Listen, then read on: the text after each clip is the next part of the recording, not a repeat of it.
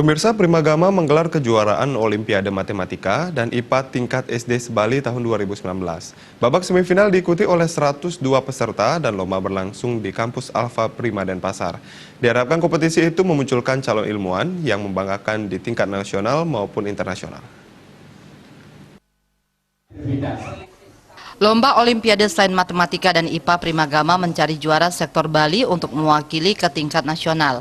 Area Manajer Bali Nusra Primagama Haris Ubaidillah mengatakan tujuan kegiatan ini untuk meningkatkan wawasan sains buat para peserta. Para pemenang akan mewakili Bali menuju Olimpiade Nasional Primagama yang akan digelar di Yogyakarta pada 26 Januari 2020. Rangkaian lomba sudah dimulai sejak 19 dan 20 Oktober yang diikuti oleh 2.434 orang dari siswa SD kelas 2, 3, 4, 5, dan 6 seluruh Bali yang berlangsung di Primagama masing-masing kabupaten kota di Bali. Pada babak semifinal diikuti oleh 102 peserta yang terdiri dari matematika level 1 24 orang, level 2 27 orang, dan IPA level 1 24 orang, level 2 sebanyak 27 orang. Para peserta wajib menyelesaikan soal-soal melalui komputer BISTES yang sudah disediakan. Acara seperti ini sudah rutin digelar oleh Primagama. Pada tahun ini merupakan yang ke-7 kalinya. Antusias peserta di Bali sangat tinggi dalam lomba Olimpiade Sains.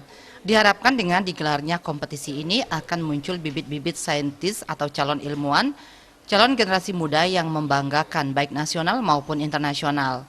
Jadi ini adalah lomba Olimpiade Sains dan Matematika, Primagama mencari juara untuk sektor Bali. Tujuan daripada Olimpiade ini adalah untuk meningkatkan wawasan sains buat adik-adik SD.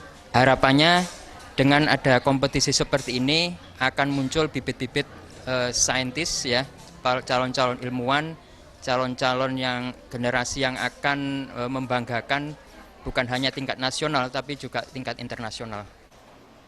Ketua Panitia Anak Agung Gede Putra Arjawo mengatakan, dari 102 peserta akan disisihkan 12 peserta yang akan mewakili Bali di tingkat nasional.